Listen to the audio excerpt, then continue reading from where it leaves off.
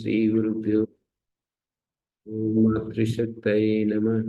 ओम असतो मा सद्गमय तमसो मा ज्योतिर्गमय मृत्योर्मामृतंगमय। ओम शांति शांति शांति। ब्रह्मसूत्र कक्षा 92। नमस्ते आचार्य। जी प्रश्न पूछने का जी अच्छा जी, मैं ये अंतःकरण चतुष्टय में जो चार हैं, चित्त बुद्धि मन अहंकार, इनको एक एक जी सूत्र मंत्र से मैं जोड़ रहा था। चित्त के लिए योग चित्त वृत्ति निरोध, चित्त मतलब जहां से वृत्तियां निकलती हैं उसको चित्त बोल सकते हैं। तो इसका ये आधार योग चित्त वृत्ति निरोध, ये ठीक रहेगा। जी। फिर उसी तरह बुद्धि, बुद्धि प्रतिसंवेदी, ऐसा योग दर्शन में लिखा है। तो जो जिसमें आत्मा जुड़ जाता है उसको आत्मा में पुरुष कहा होता है। तो पुरुष को बुद्धे जो प्रति ध्यान, संवेदी पुरुष। जी जी, तो वो बुद्धि का ही सूत्र हो जाएगा, बुद्धि के लिए डेफिनेशन। नहीं, वो तो बुद्धे प्रति संवेदी तो आत्मा की परिभाषा है। मतलब बुद्धि के लिए अलग से कुछ सूत्र, ऐसा डेफिनेशन के लिए देख रहा था। अध्यवसायो बुद्धि अभिमानो अहंकार संकल्प विकल्पात्मकम मनः। अच्छा, तो ऐसे मन के, सांख्य सूत्र हैं। सांख्य के सूत्र हैं ये। तो वो सायंकालीन मंत्र में तन्मय मना शिव संकल्प है ना, 6 मंत्र, तो वो भी मन के लिए ले हाँ, सकते। और मन तो जिसमें संकल्प विकल्प होते हैं ना, विकल्प मानी संशय। जी जी, तो वो मंत्र जो सायंकालीन हम बोलते हैं यज्ञ जागृत वगैरह, वो मंत्र देखिए, ये ऐसा है कि चीज तो एक ही है, उसके कार्य भेद से उसको अलग अलग नाम दे देते हैं। देखिए, दो हम्म चीजें हैं, एक आत्मा एक अनात्मा। अनात्मा हम्म के कई घटक हैं, उनमें हम्म अंतःकरण एक अनात्म का स्वरूप है। अनात्म का जो चार घटक है ना अंतःकरण के रूप में, जी, एक अंतःकरण। बाह्यकरण होते, हम्म बाह्यकरण होते, एक अंतःकरण होते हैं। हम्म तो बाह्यकरण तो 10 होते हैं, अंतःकरण 3, 2, 4 ऐसे अलग अलग। उसको जब अंतर्भाव कर देते हैं ना, जी जी। 4 को 3 में भी समाहित कर सकते हैं, 3 को 2 में भी समाहित कर सकते हैं, और 2 को 1 में भी समाहित कर सकते हैं। अंतःकरण, अंतःकरण के 4 पोर्शन है, मन बुद्धि चित्त अहंकार। चारों को अलग अलग अंतःकरण के अलग अलग कार्य को देखते हुए नाम दे दिया है। तो इस तरह से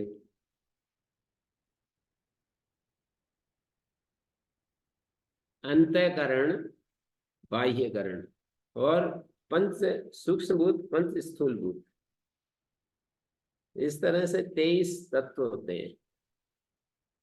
24वां मूल प्रकृति है।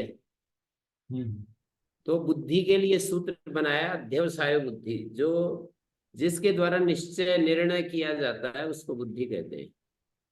और अभिमान अहंकार, जिसके द्वारा अभिमान करते हैं हम किसी, मैं ऐसा हूं मैं वैसा हूं, ये जो अभिमान करते हैं वो अहंकार है। तो, अभिमानो अहंकार है। तो बुद्धि वाला सूत्र का नंबर क्या है सर? और ये तो बुद्धि मैं वाला वैसे बोल रहा हूँ, वो तो देखना पड़ेगा तीसरे अध्याय में, सांख्य के तीसरे अध्याय में, दूसरे जी। तीसरे अध्याय में अध्यवसाय बुद्धि अभिमानो अहंकारा संकल्प विकल्पात्मक मना है। हम्म तो ये ठीक है, तो देख तो लेंगे। 3 हो गए, संकल्प जी विकल्पात्मक मना। बृहदारण्यक में कहा है,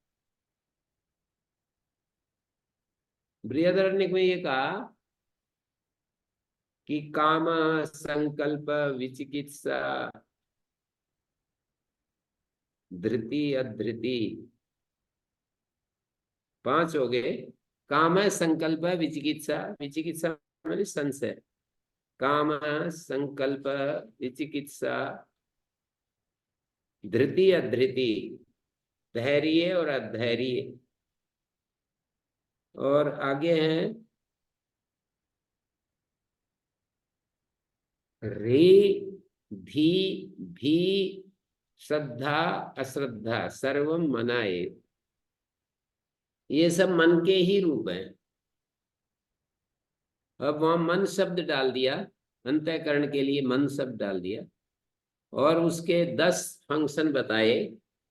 वो सब मन ही है, काम, इच्छा, संकल्प, विचिकित्सा, धृति, अधृति, री, लज्जा, धी माने बुद्धि, ज्ञान, जिसको हम देखने वाला पोर्शन है ना, चीजों को देखता है कि ये ठीक है, ये गलत है, ये शुभ है, ये अशुभ है, ये कर्तव्य है, ये अकर्तव्य है, ये नित्य है, ये अनित्य है, ये धर्म है, ये अधर्म है। ऐसा जो जानने की शक्ति है उसको धी कह दिया। और भी मानी भय। तो आचार्य जी, इसमें सांख्य दर्शन श्रद्धा में और तो श्रद्धा है। आत्मा के लक्षण इच्छा वगैरह बताइए, इच्छा, ध्यान, प्रयत्न, सुख दुख, द्वेष वगैरह। लेकिन ये भगवत गीता में प्रकृति प्रकृति में सांख्य वर्तते। सांख्य में नहीं बताए, सांख्य में नहीं बताए, तो न्याय शास्त्र में बताए। न्याय शास्त्र। सांख्य में तो आत्मा को ये कहा है, निर्गुणत्वात् न चित धर्मा, निर्गुण है आत्मा, चित उसका धर्म नहीं है, चित उसका स्वरूप है। आत्मा का ज्ञान जो है वो स्वरूप है, न कि ज्ञान उसका धर्म है। लेकिन नैयायिक लोग ज्ञान को आत्मा का धर्म कहते हैं। आत्मा एक ऐसा पदार्थ है जिसके अंदर बहुत सारे धर्म रहते हैं, ज्ञान, इच्छा, कृति, प्रयत्न, सुख दुख, धर्म अधर्म और संस्कार, वासना, 9 गुण रहते हैं आत्मा में। ये नैयायिक लोग कहते हैं। सांख्य तो ये कहता है कि शरीर आदि व्यतिरिक्ता पुमान, एक परिभाषा है आत्मा की। शरीर आदि से जो अलग है, व्यतिरिक्त है, उसको पुमान कहते हैं।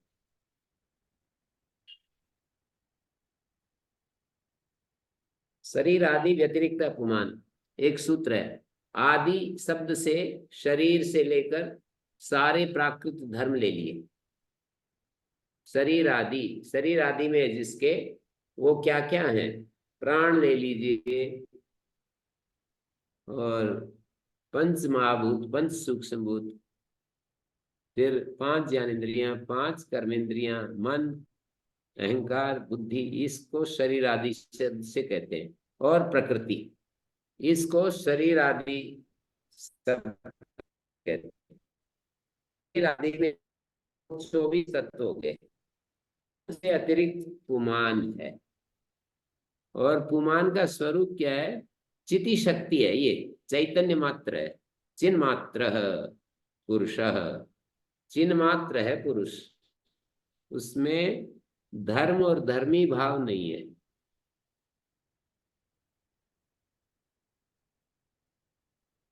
सारे धर्म बुद्धि आदि में रहते हैं, आत्मा में कोई धर्म नहीं रहता, इसलिए उसको निर्गुण कहते हैं। आत्मा में कोई भी धर्म नहीं रहता है, इसीलिए उसको निर्गुण पदार्थ कहते हैं।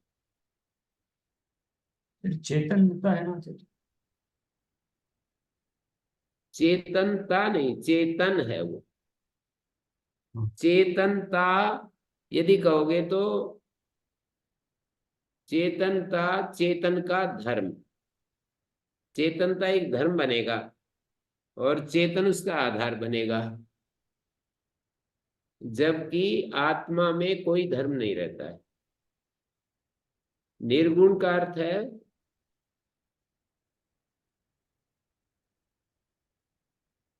गुणेभ्यः निर्गत है, निर्गुण,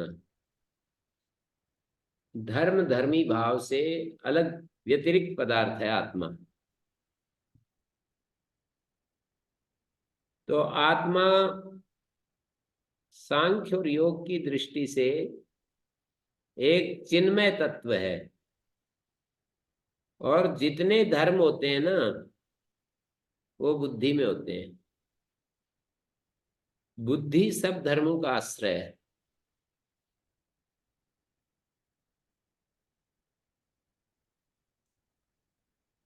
आत्मा की उपस्थिति में बुद्धि में सारे धर्म संग्रहित होते हैं। बुद्धि सब धर्मों का आश्रय बनती है आत्मा की उपस्थिति में। आत्मा में स्वरूपतः कोई धर्म नहीं रहता, लेकिन आत्मा की उपस्थिति में बुद्धि में सब धर्म रहते हैं। इच्छा भी एक धर्म है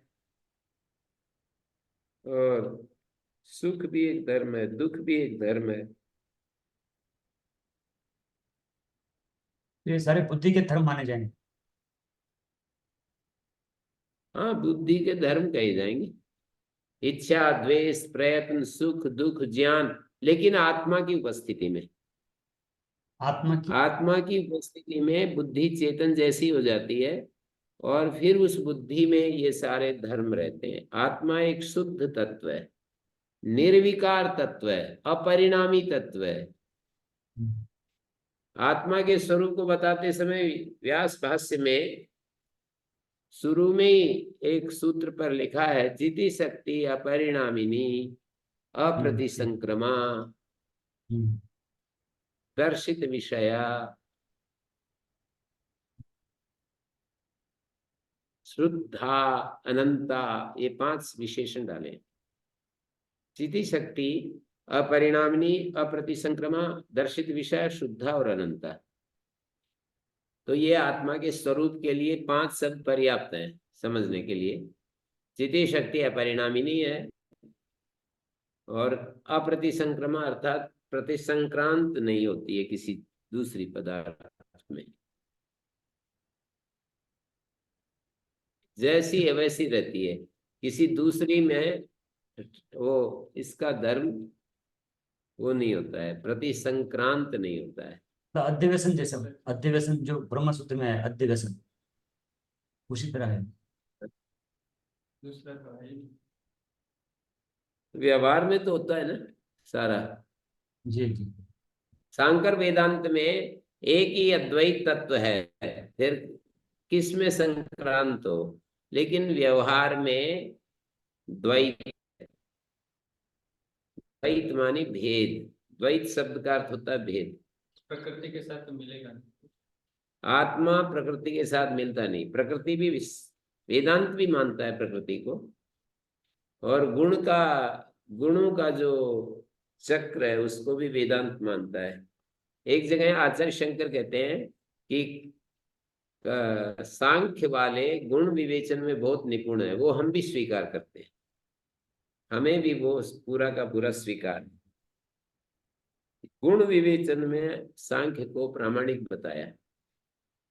गुणों का स्वरूप, गुणों के बारे में जो चिंतन है ना सांख्य का, वो बिल्कुल सही बताया। तो आचार्य जी भगवत गीता में तो वो प्रकृति में प्रकृति वर्तती है, ये कहना चाहते, उसका क्या अर्थ है? उसका तो तात्पर्य इतना ही है कि हमारी आत्मा की उपस्थिति में सब कुछ होता है। ये आत्मा की उपस्थिति में प्रकृति प्रकृति में वर्तती, इसका अभिप्राय है। आंख भी प्रकृति है, रूप भी प्रकृति है,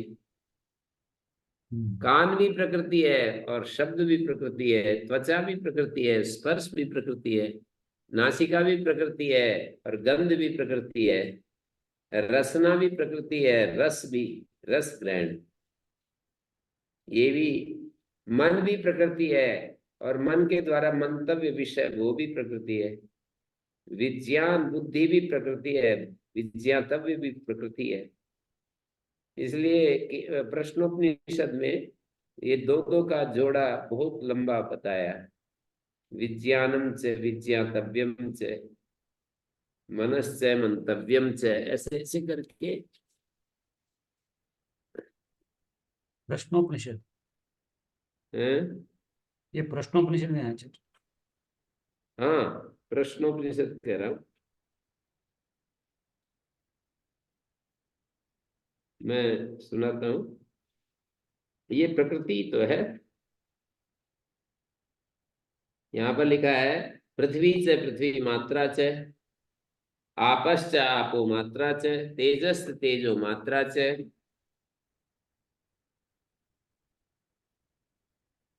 पृथ्वी और उसकी गण तन मात्रा,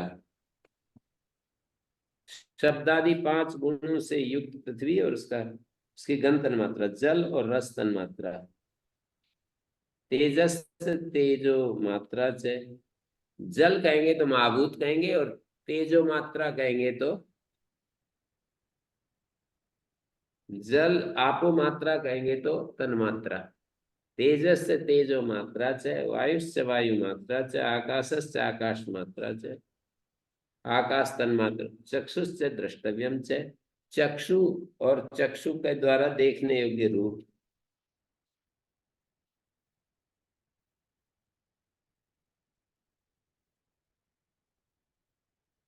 तेज और रूप तन्मात्रा, वायु और स्पर्श तन्मात्रा, आकाश और शब्द तन्मात्रा, नेत्र और द्रष्टव्य रूप विषय। नेत्र और द्रष्टव्य रूप विषय, श्रोत्र उसका श्रोतव्य विषय, घ्राण और घ्रातव्य विषय गंध, त्वगिंद्रिय और स्पर्श योग्य पदार्थ, हाथ और ग्रहण तद ग्राह्य वस्तु, त्वगिंद्रिय और स्पर्श योग्य पदार्थ, हाथ और ग्रहण तदग्राह्य वस्तु, उपस्थ और आनंदितव्य वस्तु, वायु और विसर्ग जनित मल, पाद और गंतव्य स्थान, मन और मनन योग्य वस्तु, बुद्धि और बोधयितव्य पदार्थ, अहंकार और अहंकार रूप विषय, चित्त और चेतनीय पदार्थ, तेज और प्रकाश्य पदार्थ, प्रकाशक और प्रकाश की योग्य वस्तु, प्राण और उसके धारण करने योग्य वस्तु।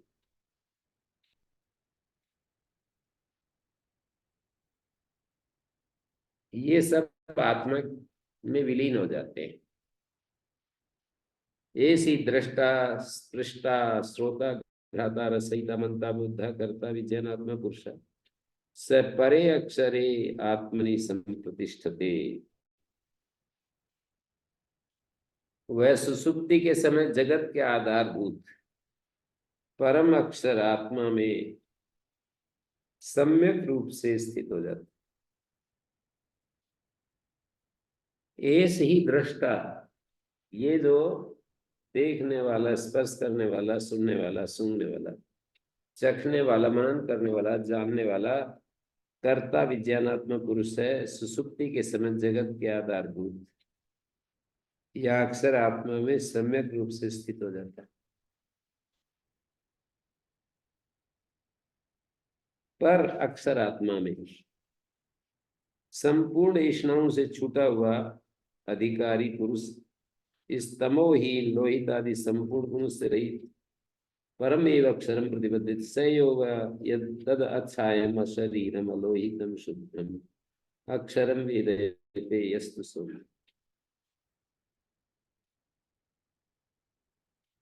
संपूर्ण इष्णाओं से छूटा हुआ अधिकारी पुरुष इस तमोहीन लोहित आदि संपूर्ण गुणों से रहित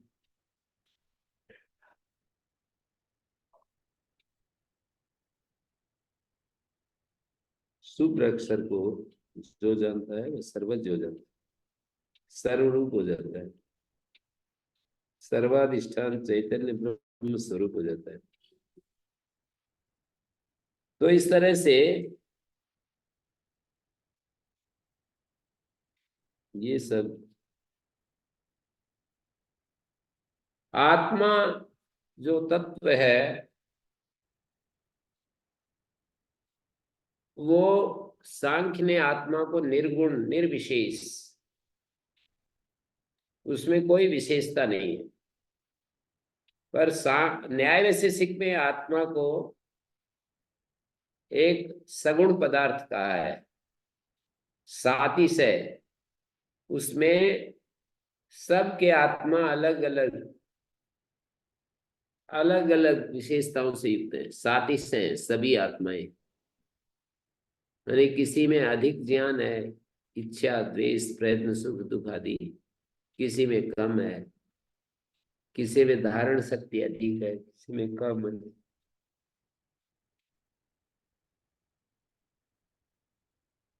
तो इस तरह से आत्मा धारण शक्ति आत्मा जो है व्यावहारिक दशा में सांख्य के अनुसार इन सब धर्मों से युक्त है। सांख्य के अनुसार आत्मा में कोई धर्म नहीं होता, व्यावहारिक और पारमार्थिक ऐसा कुछ भेद नहीं है वहां पर सांख्य दृष्टि में, कि भाई व्यावहारिक और पारमार्थिक ऐसा कुछ नहीं है। आत्मा तो एक जैसा है बस।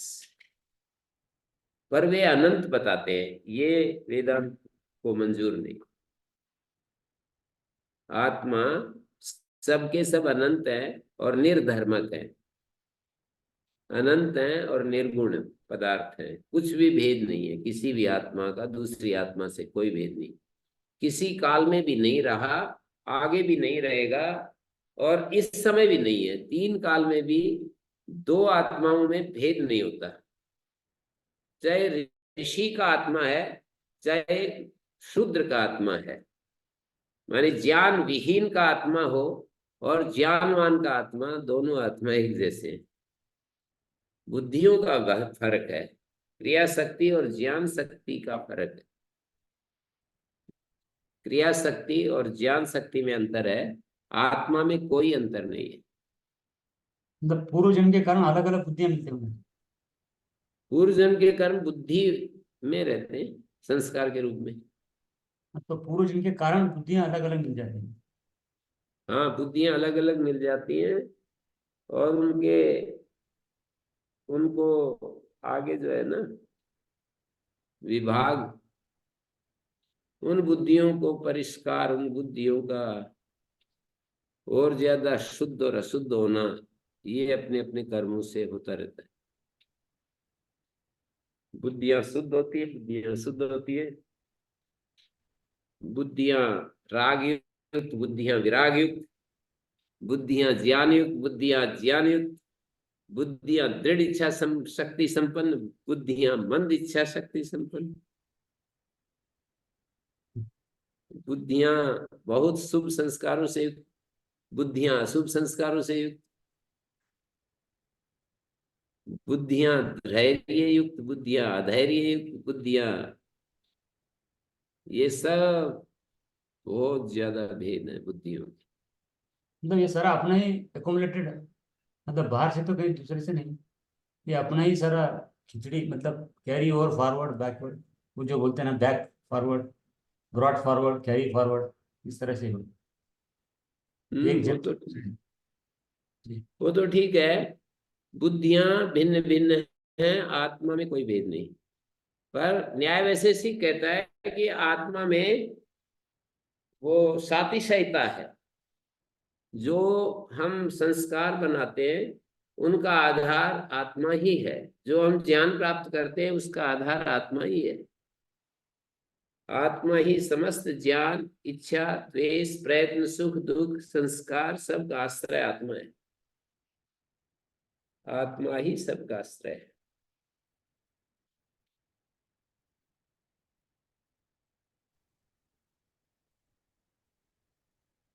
फर्क मतलब ये आत्मा के अंदर है कि बुद्धि में है, ये तो फर्क है। मतलब उपनिषद क्या जो क्या बोला?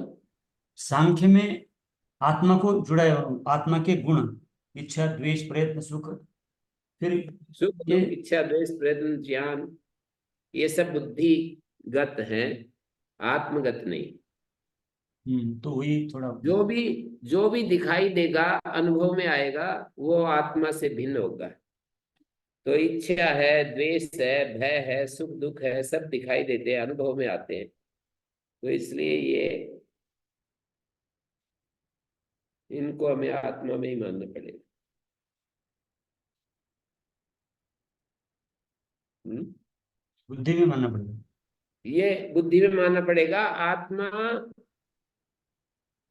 सांख्य योग में आत्मा निर्गुण है और उसके सामने ये प्रकाशित होते हैं, तो बुद्धि में प्रकाशित होंगे। ये तो सांख्य और वेदांत की दृष्टि है, लेकिन नैयायिकों की दृष्टि है कि आत्मा के साथ एकीभूत रहते हैं ये नौ गुण: इच्छा, द्वेष, प्रयत्न, सुख दुख, ज्ञान, धर्म, अधर्म और संस्कार। नौ गुण आत्मा में रहते हैं: इच्छा, द्वेष, प्रयत्न, सुख दुख, ज्ञान, ये आत्मा में रहती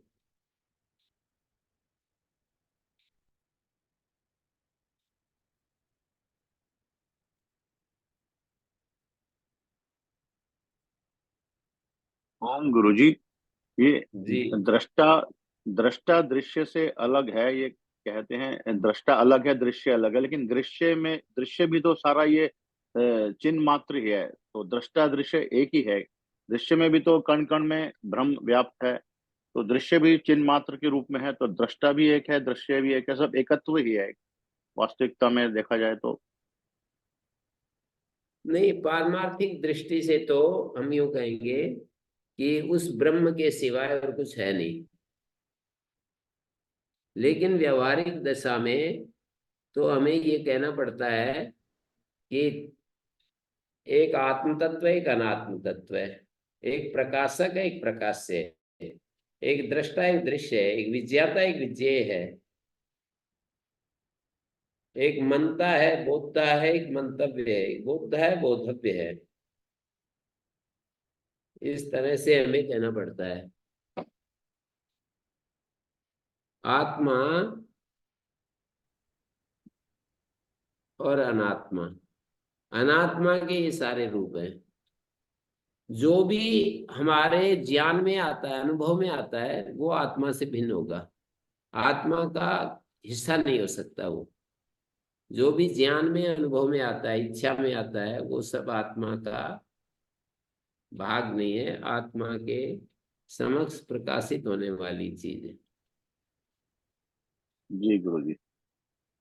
अच्छा जी, नौ गुण इच्छा जैसे द्वेष इच्छा का हमें पता लगता है ना, भय का पता लगता है, सुख दुख का पता लगता है, तो इसका अर्थ है कि ये आत्मा से भिन्न चीज है। जैसे मकान का पता लगता है, तो आत्मा मकान नहीं है ना। हमको पता लग रहा है कि ये मकान है। जिसको हम यह कहते हैं वो मैं नहीं हो सकता। जिसको हम यह नाम से पुकारते हैं वो मैं नहीं हो सकता। जी गुरुजी। तो आत्मा एक प्रकार से ज्ञाता है, तो वो जे उसका भाग नहीं हो सकता। ज्ञाता तो हमेशा ज्ञाता ही रहता है। ज्ञाता कभी जे कोटि में नहीं आता है। तो अच्छा जी, इच्छा, ये इच्छा मेरी इच्छा बोलेंगे तो वो हाँ, आत्मा मेरी इच्छा है ना, तो मैं इच्छा से नहीं अलग हो गया देगी। ना। हम्म। मैं इच्छा से अलग हो गया, क्योंकि मेरी इच्छा हम कह रहे हैं। तो जो मेरा है वो मैं नहीं होता है, ऐसा नियम है। हम्म। अच्छा जी, नौ इच्छा द्वेष सुख दुख प्रयत्न संस्कार ज्ञान धर्म अधर्म, ये नौ के। हाँ। धर्म अधर्म इसमें है। धर्म, धर्म और अधर्म भी तो आत्मा में ही रहते हैं ना, जो शुभ और अशुभ कर्म। धर्म हम्म। अधर्म का अर्थ है शुभ अशुभ कर्मों की वासनाएं। हम्म। और तीसरा है अलग वासनाएं, जो कि हम भोग वासना, आयु वासना, जाति आयु भोग, जाति वासना, आयु वासना, भोग वासना, ये भी आत्मा में ही रहते हैं। तो ये संस्कार में आएगा। हाँ, संस्कार वासना हो गई ना, जी। वो आत्मा में रहते हैं। संस्कार आत्मा में रहते हैं।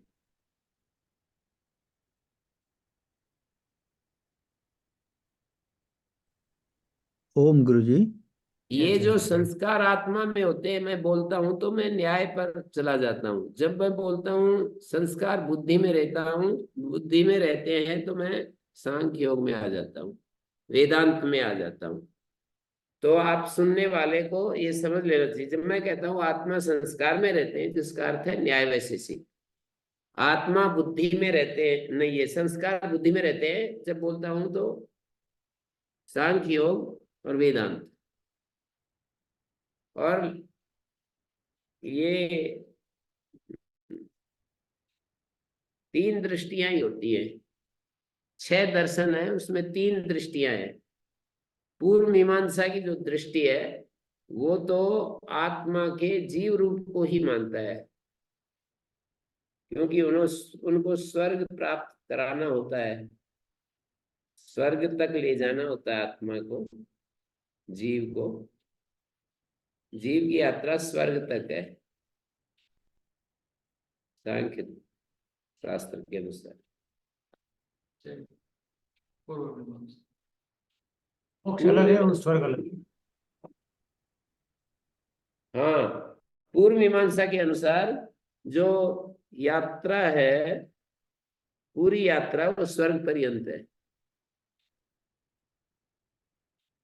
हम अच्छे कर्म करेंगे, अच्छे संस्कार बनेंगे, और हम शुभ कर्म के द्वारा हमारे शुभ कर्मों की वृद्धि हो जाएगी, और उस तपश्चर्या में अशुभ का विक्षय होता जाएगा नित्य कर्मों से।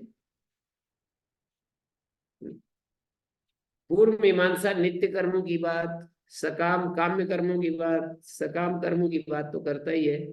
तो नित्य कर्म जब हम करेंगे तो नित्य कर्मों में क्या होगा? अधर्म क्षय होगा। नित्य कर्मों से अधर्म का क्षय होगा, अधर्म का नाश होगा, और नित्य कर्मों से हमारे कुसंस्कार मिटेंगे।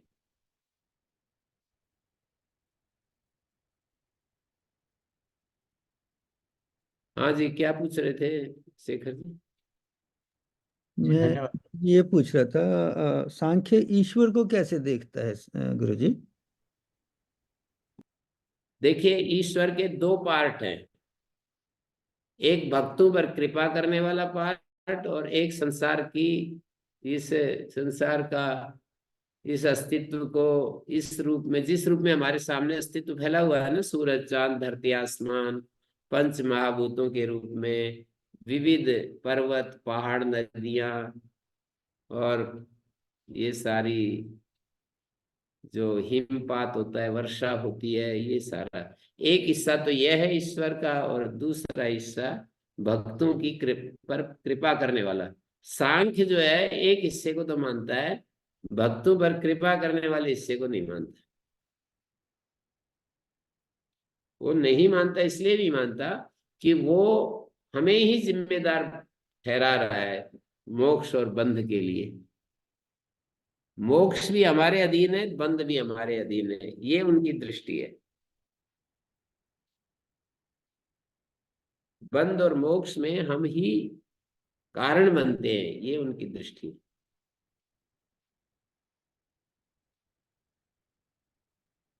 गुरुजी ऐसे तो मतलब अद्वैत में भी तो ऐसा ही, वो तो कहाँ मतलब भक्तों की कृपा तो वो अपने, वो उस उनके अपने कर्मों से ही है। परमात्मा तो न्यायकारी ही है नहीं, मतलब। कर्मों से तो कृपा हमारी है, लेकिन एक ऐसा भक्ति पक्ष को सांख्य उजागर नहीं करता, ज्ञान पक्ष को उजागर करता है। सांख्य भक्ति पक्ष, मेरे को तो मिला नहीं ऐसा कोई सूत्र जिसमें कि यहाँ पर योग शास्त्र में जैसे कि मिल गया है ईश्वर प्रणिधानात्, समाधि सिद्धि ईश्वर प्रणिधानात्, ऐसा सूत्र है। 3 बार समाधि शब्द ईश्वर प्रणिधान के साथ जोड़ रखा है। तपा स्वाध्याय ईश्वर प्रणिधानानिन्यम न क्रिया योगा, तपा स्वाध्याय ईश्वर प्रणिधानानि क्रिया योगा। तो गुरुजी उसको ये नहीं देखेंगे, ये मतलब एक साधन है वहां तक जाने का, इससे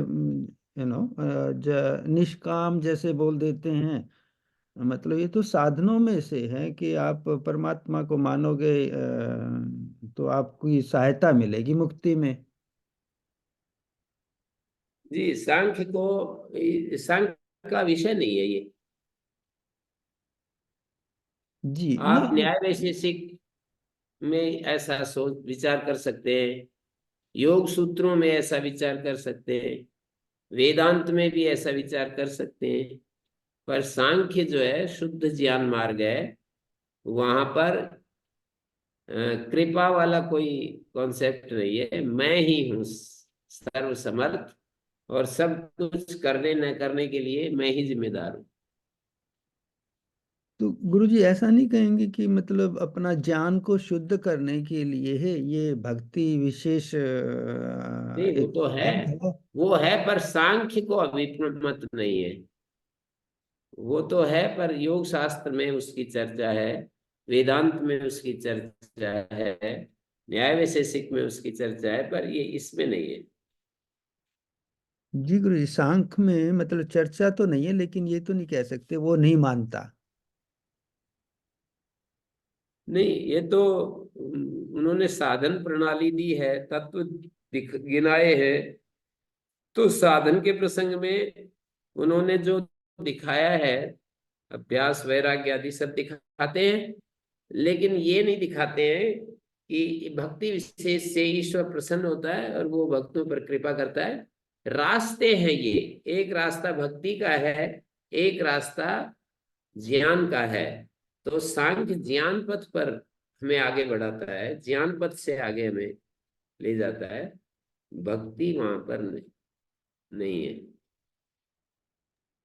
जी गुरुजी जी। और ये तो गुरु सही है कि भक्ति से भी हम बढ़ते हैं, लेकिन सांख्य ने ये कहा कि अपनी वृत्तियों को देखो, परखो। अपनी वृत्तियों को जब देखोगे तो क्लिष्ट अक्लिष्ट दो भाग मिलेंगे, दो प्रकार की वृत्तियां मिलेंगी। अक्लिष्ट वृत्तियों का निरोध, अक्लिष्ट वृत्तियों को तो रोकने की जरूरत नहीं है, पर क्लिष्ट वृत्तियों का निरोध करो, इच्छाओं का निरोध करो, कामनाओं का निरोध करो। ऐसा करने से क्या होगा? आत्म स्वरूप में स्थिति हो जाएगी। मानी आत्म स्वरूप में स्थिति सांख्य का ध्येय है। महर्षि दयानंद का ध्येय है ईश्वर में स्थिति, सांख्य का ध्येय आत्म स्वरूप में स्थिति। आत्म स्वरूप का अर्थ है शुद्ध आत्मा में स्थिति, शुद्ध प्योर कॉन्शियसनेस में स्थिति। महर्षि दयानंद का कॉन्सेप्ट है कि हम ईश्वर में स्थित हो जाए, ये हमारा सर्वोच्च साधना का स्वरूप होगा। हमारा सर्वोच्च स्थिति क्या है? कि हम ईश्वर में स्थित हो जाए। गुरुजी, एक साधक को तो तीनों ही मार्ग चाहिए होते हैं, संतुलित दोनों तीनों मार्गों में शुद्ध ज्ञान की भी आवश्यकता है, शुद्ध कर्म की, शुद्ध उपासना की। तीनों का समुच्चय ही एक साधक को अपने परमात्मा में स्थित करा सकता है। तो ज्ञान भी चाहिए, कर्म भी शुद्ध होना चाहिए, उपासना भी शुद्ध हो, और तीनों का संतुलन हो जीवन में, तभी परमात्मा की प्राप्ति संभव है। हाँ, ये तो लिखा ही है सत्याप्रकाश में, महर्षि दयानंद ने यही लिखा है जो आप बोल रहे हैं। पर सांख्य जो है ना, वो शुद्ध ज्ञान पर बल देता है, और यम नियम आदि व्यावहारिक धरातल पर इन सबको भी साथ में कह रहा है। और यम नियम का अनुष्ठान करना और शुद्ध ज्ञान में स्थित हो जाना, तथा द्रष्टु स्वरूप अवस्थान, ये सांख्य दृष्टि है। वृत्ति सारूप्यम इतरत्र, ये व्यवहार काल की दशा का वर्णन है। व्यवहार काल में ये सब होता है, वृत्ति सारूप्यम इतरत्र।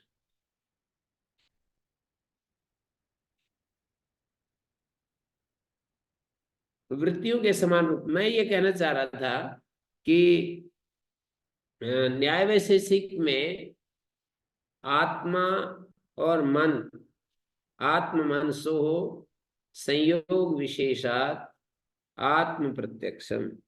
आत्मा, ये वैशेषिक का सूत्र है, आत्म मनसो संयोग विशेषात आत्म प्रत्यक्षम। आत्मा और मन के संयोग विशेष के होने पर आत्म प्रत्यक्ष होता है।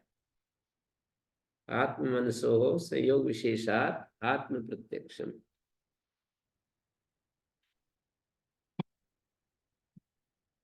तो आत्मा और मन, इनका जो एक विशेष संयोग है ना, उससे आत्मा का प्रत्यक्ष होता है।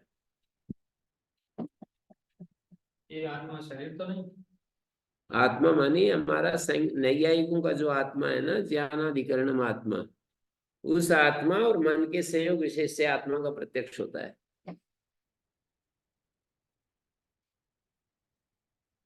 सांख्य योग में आत्मा शुद्ध तत्व है। बुद्धि के धर्म है, सारे के सारे जितने भी धर्म गिनाए जाते हैं वो बुद्धि के धर्म है। आत्म धर्म नहीं है, बुद्धि के धर्म है।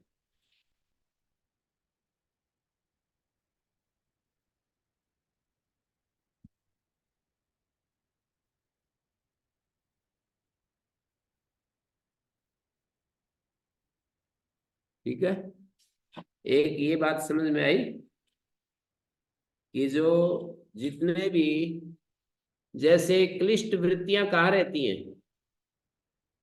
बुद्धि में। और अक्लिष्ट वृत्तियां कहाँ रहती हैं? बुद्धि में। धर्म कहाँ रहता है? बुद्धि में। अधर्म कहाँ रहता है? बुद्धि में। ज्ञान कहाँ रहता है? बुद्धि में। अज्ञान कहाँ? बुद्धि में। और दृढ़ इच्छा कहाँ रहती है? बुद्धि में। और मंद इच्छा कहाँ रहती है? बुद्धि में। राग कहाँ, वैराग्य कहाँ? बुद्धि में। तो ये सब बुद्धि में कहे गए हैं। बुद्धि के 8 रूप हैं। और शांत वृत्ति, घोर वृत्ति, मूढ़ वृत्ति, ये सब कहाँ है? बुद्धि में ही है। शांत वृत्ति सत्वगुण वाली है, घोर वृत्ति रजोगुण वाली, मूढ़ वृत्ति तमोगुण वाली। ये वृत्तियां जितनी भी हैं सब बुद्धि में रहती हैं। बुद्धि में सब वृत्तियां रहती हैं। आत्मा का स्थान। आत्मा तो विभू है। और उपलब्धि के लिए देखें तो हृदय में है। आत्मा विभू है। और उपलब्धि की दृष्टि से देखो, आत्मा को उपलब्ध कहाँ करे? सर्वत्र जो है उसको उपलब्ध कैसे करे? हृदय में, बुद्धि रूपी गुहा में। बुद्धि रूपी गुहा में उसकी उपलब्धि होती।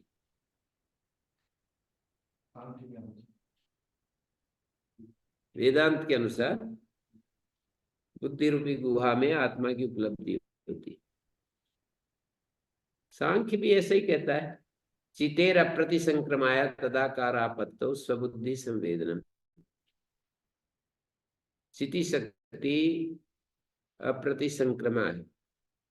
चितेर अप्रति संक्रमाया तदाकारापत्तो, जब चिति शक्ति तदाकारापत्ति हो जाती है ना, बुद्धियाकारापत्ति, बुद्धि में जो जो धर्म आते हैं उनमें तदाकारापत्ति दिखा रहे हैं। एक बार ये कह दिया कि अप्रतिसंक्रमा है, ये क्या घालमेल हो रहा है? तदाकारापत्ति का अर्थ है बुद्धियाकारापत्ति, और एक तरफ कह रहे हैं कि आत्मा अप्रतिसंक्रमा है। इसलिए ही वहां पर पंचसिक का वचन है कि चिति भोक्तृशक्ति अपरिणामिनी अप्रतिसंक्रमा प्रतिसंक्रांता प्रतिसंक्रांता इव तद वृत्ति में अनुपति। अप्रतिसंक्रमा होते हुए भी लगता ऐसा है कि प्रतिसंक्रांत हो गई। जैसे लकड़ी पानी में डालते हैं तो लगता ऐसा है कि टेढ़ी हो गई, उस समय भी सीधी है पर लगता ऐसा है कि टेढ़ी हो गई। तो आत्मा लगता ऐसा है कि वो प्रतिसंक्रांत हो गया है, दुखी हो रहा है। स्वबुद्धि संवेदन, और बुद्धि का, अपनी बुद्धि का संवेदन होता है।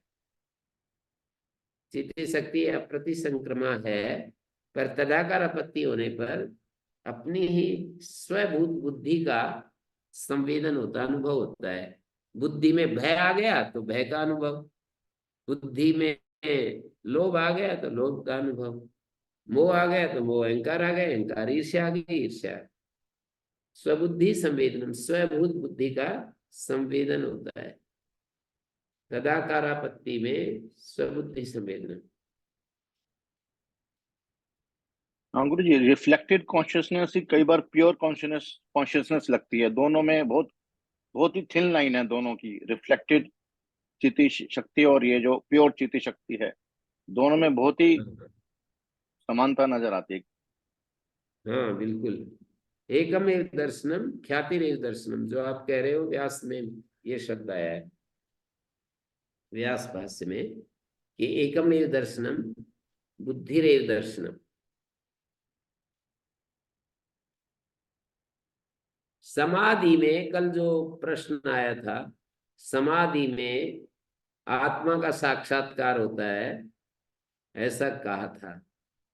तो ये कौन से आत्मा का साक्षात्कार है समाधि में? प्योर कॉन्शियसनेस का। यदि प्योर कॉन्शियसनेस का साक्षात्कार होता है तो साक्षात्कार करने वाला कोई दूसरी प्योर कॉन्शियसनेस है या इनप्योर कॉन्शियसनेस है? प्योर कॉन्शियसनेस का साक्षात्कार होता है ऐसा कोई बोले तो जो साक्षात्कार करने वाला है वो इम्प्योर है या प्योर है? प्योर है। तो फिर दो प्योर तो है नहीं। ये तो बुद्धि का ही होता है गुरुजी। हैं?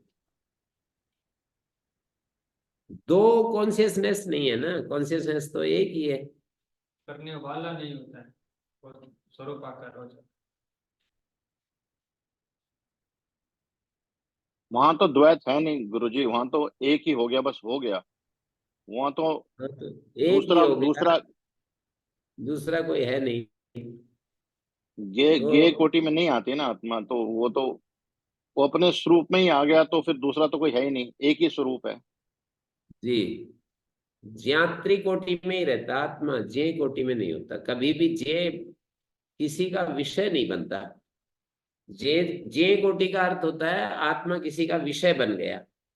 ज्ञात्री कोटि का बना ज्ञात्री कोटि का अर्थ है कि आत्मा हमेशा ज्ञाता बना रहता है। या ये साक्षिणी पुरुषो दृश्यते ऐसे बोलते हैं ना, जो आंख में पुरुष दिखाई देता है वो आत्मा है। आंख में पुरुष दिखाई देता है इसका अर्थ है आंख में तो क्या क्या दिखाई देता है, छाया पुरुष भी दिखाई देता है। कोई आदमी उसके सामने खड़ा हो जाए तो उसका चित्र भी आ जाएगा। फिर ये कहेंगे कि आत्मा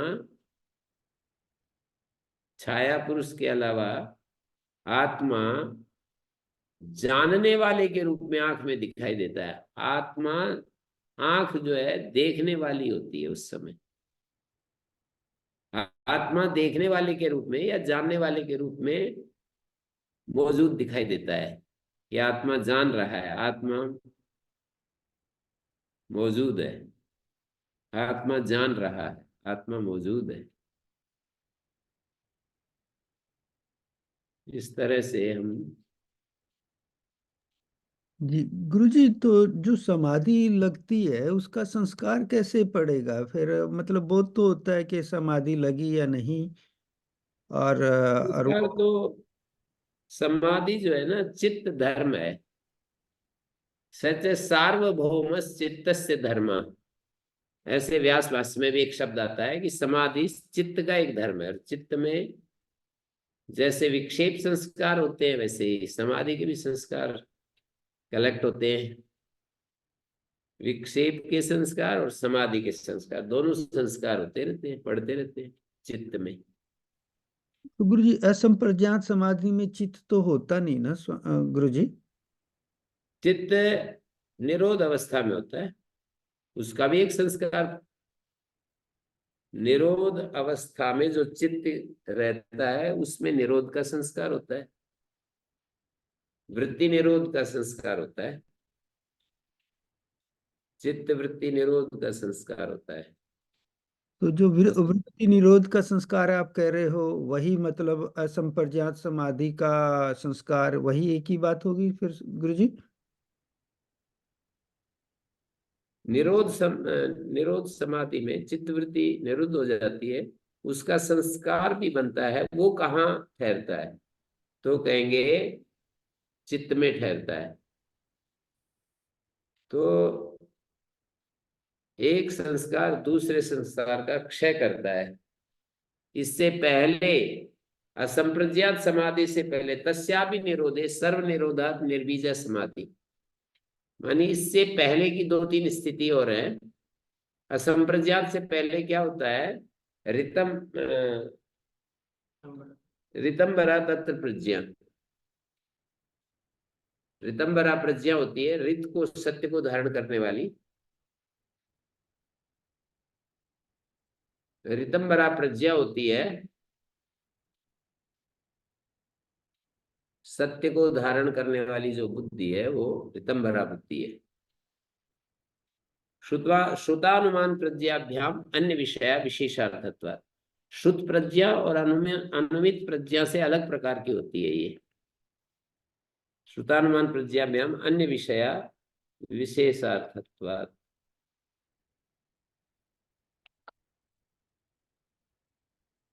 विशेषार्थ होने से। फिर ये कहा तज्जा संस्कारों अन्य संस्कार प्रतिबंधी। ऋतंबरा प्रज्ञा से उत्पन्न होने वाला संस्कार अन्य संस्कार को रोक देता है, और ऋतंबरा प्रज्ञा का भी संस्कार यदि निरुद्ध कर दिया जाए तो सर्व निरोध हो जाता है। यही निर्बीज समाधि। लाइट बंद कर।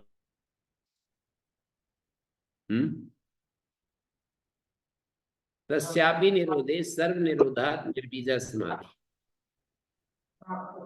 तस्यापि निरोधे नहीं, किसके निरोध करने पर? ऋतंबरा प्रज्ञा के संस्कार का भी निरोध करने पर सर्व निरोध हो गया। कुछ भी ज्ञान होने वाली चीज नहीं बची। बुद्धि के द्वारा ज्ञान होता है तो निर्बीज समाधि आ जाती है। तो निर्बीज समाधि में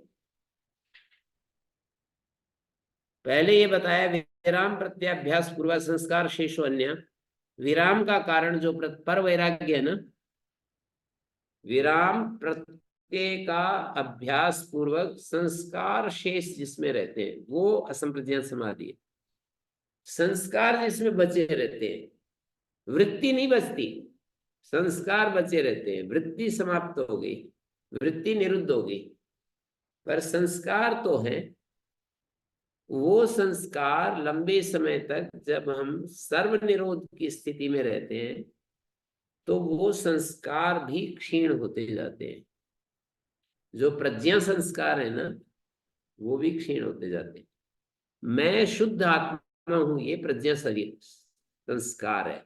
मैं शरीर हूं, मैं सुंदर हूं, मैं ब्राह्मण हूं, मैं क्षत्रिय हूं, ये सब, मैं देशभक्त हूं, जो भी अहम जहां भी काम कर रहा है वो सब का सब, मैं ब्राह्मण हूं, मैं क्षत्रिय हूं, मैं अध्यापक हूं, ये सब क्या है? इन सब संस्कारों को क्या कहते हैं? मैं इन धर्मों से युक्त हूं, मैं इन सामर्थ्यों से युक्त हूं। ये सारा अस्मिता क्लेश बोलते हैं। मैं शुद्ध ज्ञान हूं, ये है प्रज्ञा संस्कार। मैं शुद्ध प्रेम हूं, मैं शुद्ध ज्ञान हूं। इस तरह से मैं निर्विकार हूं, मैं शांत हूं, मैं निर्भय हूं, मैं निर्वैर हूं, निर्द्वंद हूं, मैं क्षमता में प्रतिष्ठित हूं। ये सब प्रज्ञा संस्कार है। मैं दीनहीन हूं, मैं ये हूं, वो हूं, मेरा वश नहीं चल रहा है, मैं तो बेकाबू हूं। ये सब जो है अज्ञान के संस्कार है। अर्थात मन और बुद्धि के साथ आत्मा का जो तादात्म्य है और मन बुद्धि में जो अज्ञान है उसके संस्कार है। मन बुद्धि में जो अज्ञान है ना, मैं शुद्ध ज्ञान स्वरूप हूं, ये जो संस्कार है ये भी बुद्धि का ही एक धर्म है। मैं पूरा अपने जीवन का अवलोकन करूं तो मैं कंफ्यूज्ड हो गया हूं, ऐसा यदि कहूं, मैं तो कंफ्यूज्ड हूं और मैं तो बिल्कुल यथार्थ दृष्टि मुझे प्राप्त है। ये दोनों बुद्धि में ही आ रही हैं चीजें।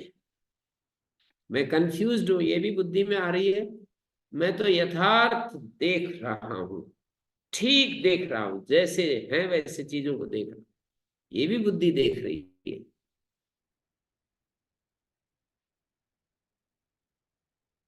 अब कोई यूं कह देगा ये तो आत्मा देख रहा है, ये तो हमारा मन देख रहा है, ऐसा नहीं है।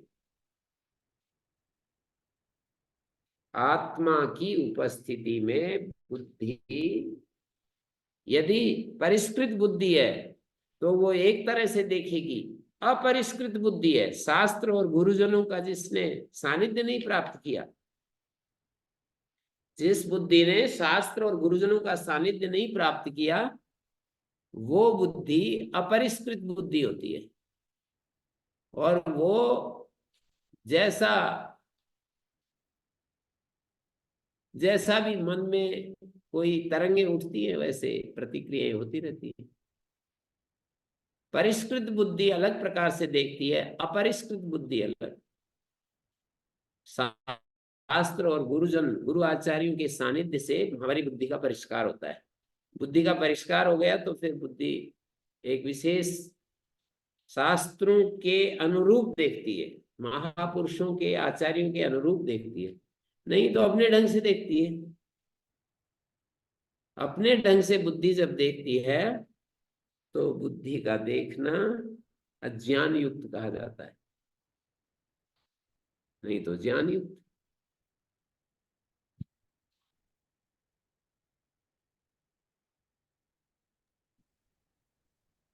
जब हम कहते हैं समाधि में सत्य का साक्षात्कार, समाधि में सत्य का साक्षात्कार होता है, तो उसका तात्पर्य इतना ही है कि बुद्धि में सत्वगुण परिपूर्ण होता है। हमारी बुद्धि में सत्वगुण परिपूर्ण होता है। सत्वगुण का स्वभाव है ज्ञान और सुख।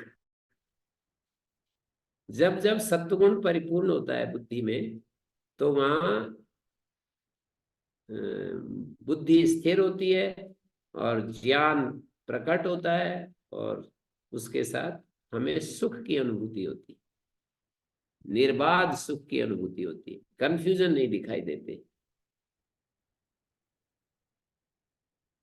तो ये तीन दृष्टियां मैंने रखी, एक सांख्य दृष्टि, एक नैयायिकों की दृष्टि और एक वेदांत की दृष्टि। वेदांत दृष्टि में एक ही आत्मा है, वेदांत दृष्टि में एक ही आत्मा है, और वो सच्चित आनंद स्वरूप है। वो आत्मा जब अंतःकरणों में अनादि अंतःकरण है, अविद्या तच्चितोर योगा, जैसे कि 6 चीजें वो मानते हैं ना, षड अस्माकम अनादया, 6 चीजें अनादि बताते हैं। अविद्या तच्चितोर योगा, अविद्या और अविद्या का चैतन्य के साथ संबंध। कुछ चीजें व्यावहारिक धरातल पर 6 चीजें वेदांत को स्वीकार है। 6 चीजें वेदांत को स्वीकार है। मानी अविद्या अनादि है, अविद्या और चैतन्य का संयोग अनादि है, और ऐसे करके दिए मैंने लिखा है एक जगह, अविद्या तच्चितोर योगा।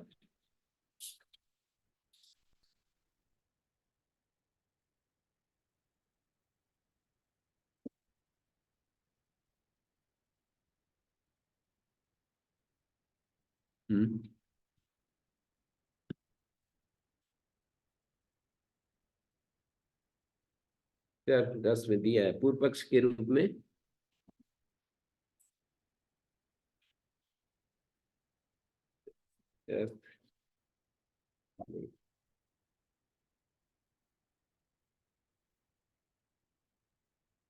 षड अस्माकम अनादयः ऐसा दिया है। हमारे उसमें 6 पदार्थ अनादि हैं। अविद्या तच्चितोर योगा। उधर उस तरफ से जाकर के इसमें सत्य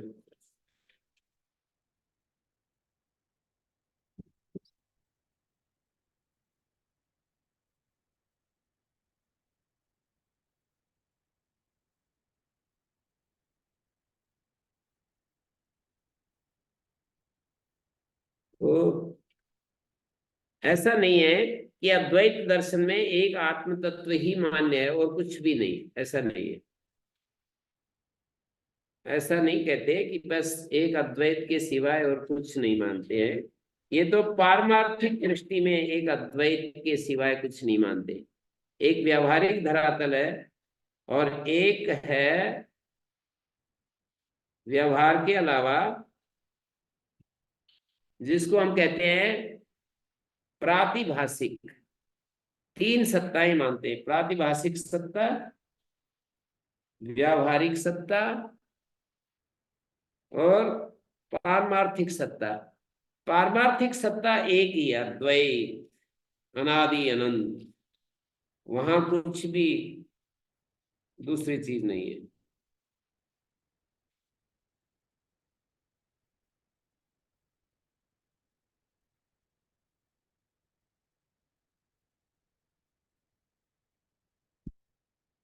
तो अविद्या, अविद्या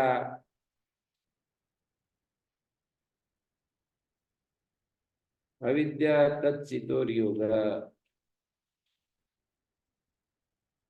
अविद्या और अविद्या का चैतन्य के साथ जो योग है,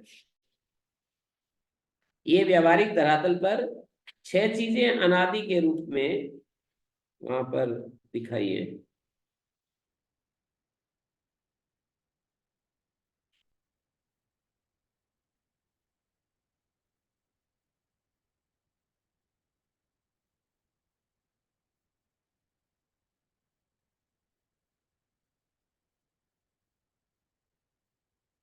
तो उसको हमें ऐसे देखना पड़ेगा, जीवेशौ च विशुद्धाचित विभेदस्तु तयोर्द्वयो अविद्या तच्चितोर योगा षडस्माकम अनादय। छह चीजें अनादि हैं, मानी एक जीव और एक ईश्वर। ये मैंने पहले भी लिखा है वैसे। जीवेशौ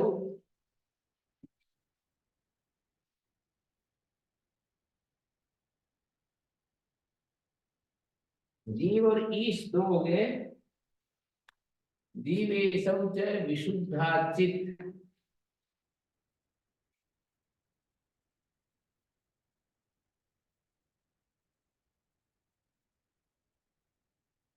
विशुद्ध चैतन्य विभेदस्तु तयोर्द्वयो।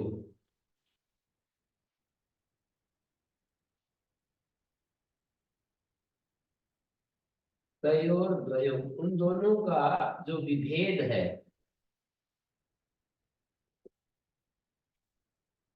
अविद्या तच्चितोर योगा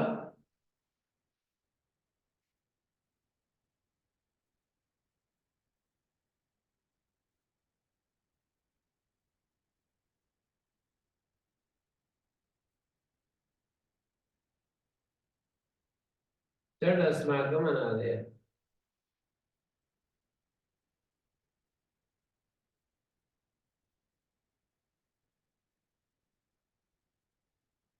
तो इस तरह से इसको आप समझ लेंगे तो एक कॉन्सेप्ट अद्वैत वेदांत का, ये व्यवहारिक धरातल पर कह रहे हैं कि जीव, ईश और विशुद्ध चैतन्य और तयोर्द्वयो विभेदा, उन दोनों का भेद। किन दोनों का? जीव और ईश्वर। जीव और ईश्वर का भेद। अविद्या और चैतन्य का योग। अविद्या और अविद्या चैतन्य का जो योग है, ये छह चीजें हमारी अनादि। विशुद्ध जीव और ईश्वर में ईश्वर तो माया उपहित है ना, शुद्ध सत्व से युक्त जो चैतन्य है वो ईश्वर है। हाँ, तो आचार्य इसको खोल के बता दीजिए, 6 जीव, ईश्वर और चित्त क्या, हैं? ये 6 चीजें अलग करके बताइए।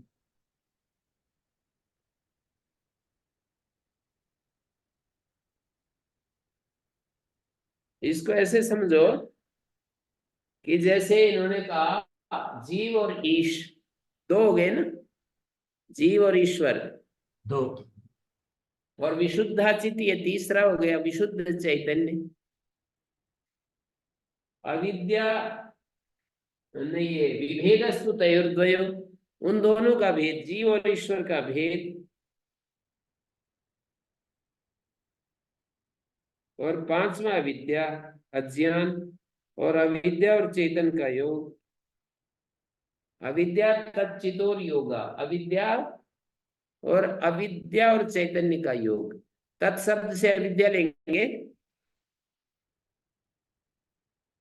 अविद्या और चैतन्य का योग। यहाँ पर तत्शब्द से अविद्या लेंगे, चित्त का चैतन्य लेंगे, अविद्या और चैतन्य का योग। ये 6 हमारे अनादि पदार्थ।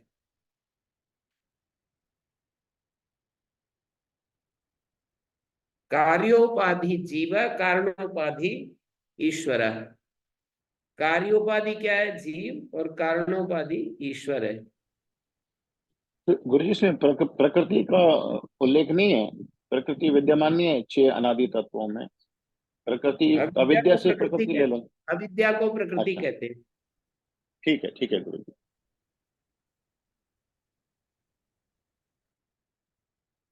कार्योपाधि अयम जीवा, कारणोपाधि ईश्वर। कारणोपाधि ईश्वर और कार्योपाधि जीव। कार्य कारणताम हित्वा पूर्ण बोधो विशिष्यते, कार्य और कारण को छोड़कर पूर्ण बोध बच जाता है। विभेद शब्द में गुरुजी, विगत भेद, विभेद, विशेष भेद, दोनों का विभेद भेद मतलब तयोर्द्वयो, उन दोनों का विशेष भेद। विगत है, विगत नहीं, विशेष भेद। मतलब उन दोनों का, किन दोनों का? जीव और ईश्वर का भेद। ये अनादिकाल से है, कभी भी इसकी शुरुआत नहीं। अनादिकाल से ये 6 पदार्थ हैं। ये व्यवहारिक रूप में 6 पदार्थों को अनादि रूप से स्वीकार करते हैं। पारमार्थिक रूप में एक ही अद्वैत है, एक ही अद्वैत तत्व है। विशुद्धाचित जो कहा ना, बस यही है पारमार्थिक रूप में देखें तो। प्रातिभाषिक रूप में देखें तो प्रातिभाषिक तो ऐसे है कि जैसे स्वप्न में चीजें दिखाई देती हैं। प्रातिभाषिक सत्ता व्यावहारिक दशा में गायब हो जाती है। तो जो सामान्य रूप से हमारे को जो भ्रांतियां दिखाई देती हैं, यदि हमारे को वो भ्रांतियां दूर हो जाती हैं, यदि यथार्थ वहां पर, जैसे रज्जु सर्प है ना, रज्जु और सर्प का जो उदाहरण दिया जाता है, यदि वहां प्रकाश आ जाए तो वो भ्रांति दूर हो जाती है। अच्छा जिस जी, कारण से वो भ्रांति है ना, अच्छा जी, पारमार्थिक और प्रातिभाषिक एक ही है दोनों? नहीं नहीं, प्रातिभाषिक तो स्वप्नगत है, व्यवहारिक तो स्वप्न, जागृत अवस्था में है, और अच्छा स्वप्न। पारमार्थिक तो पूर्ण ज्ञान की स्थिति है। व्यवहारिक सत्ता भी जहां पर समाप्त हो जाती है वो है पारमार्थिक। तो विशुद्धाचित अद्वैत जो तत्व है ना, वो पारमार्थिक है। पर व्यावहारिक दशा में ये हमको ऐसा देखना पड़ता है कि भाई सदा से अविद्या है, सदा से जीव है, सदा से ईश्वर है, सदा से ये अविद्या और चैतन्य का योग है। जिसको हम जीव कहते हैं वो अविद्या और चैतन्य का योग है, और जिसको ईश्वर कहते हैं वो भी अविद्या चैतन्य का योग है। अंतर यह है कि अविद्या अंतःकरण और चैतन्य के योग को जीव कहते हैं, और माया उपाधि शुद्ध सत्व गुण युक्त उपाधि से युक्त चैतन्य ईश्वर है। ये सदा से है, जीव भी सदा से, ईश्वर भी सदा से, अविद्या भी सदा से है। 6 अनादि पदार्थ। तो गुरु जी ऐसा कह सकते हैं जो असंप्रजात समाधि में या सब कुछ शांत होने पर ये जीव अपने ये पारमार्थिक सत्ता में आ जाता है, उसको पा लेता है, विशुद्ध चैतन्य बन जाता है, मतलब कि विशुद्ध अविद्या की जो चैतन्य ही शेष रहता है, बस यूं कहेंगे। अविद्या की जो विशुद्ध कैंचुली पहन चैतन्य रखी ही थी शेष वो रहता है जब हम असंप्रज्ञात समाधि की स्थिति में होते हैं। अविद्या वेदांत में की। उसको निर्विकल्प समाधि कह देते हैं। जी गुरु जी, मतलब अविद्या के जो चोला पहन रखा था, कैंचुली थी, सब सारे संस्कार धर्माधर्म सब हट के बिल्कुल विशुद्ध चैतन्य आत्म बन सत्यचित जाता है। आनंद स्वरूप ही रह गया। जी जी जी गुरु जी, जी धन्यवाद। ओम शांति शांति शांति। ओम भगवान प्रणाम। नमस्ते आचार्य जी। जी प्रणाम गुरु जी। गुरु जी नमस्ते प्रणाम। प्रणाम गुरु। आज का सत्र बहुत ही अच्छा रहा, बहुत ही ज्ञानवर्धक था। धन्यवाद गुरु जी।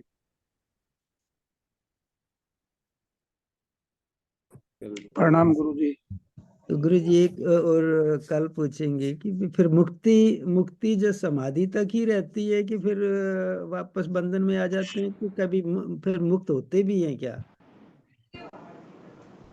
मुक्त तो हो ही जाते हैं, एक बार हो गए तो बस हो गए, फिर क्यों बंधन में आएगी। नहीं, फिर आपने कहा कि ये तो जो अभी सदा से है जो बंधन। नहीं, ये तो है पर सदा सदा से है, लेकिन सदा रहने वाला नहीं है।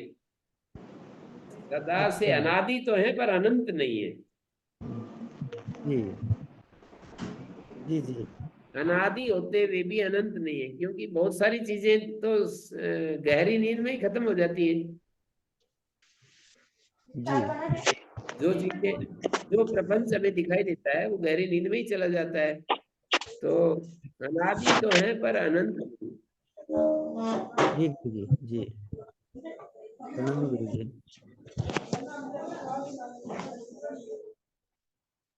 ओम प्रणाम सभी को।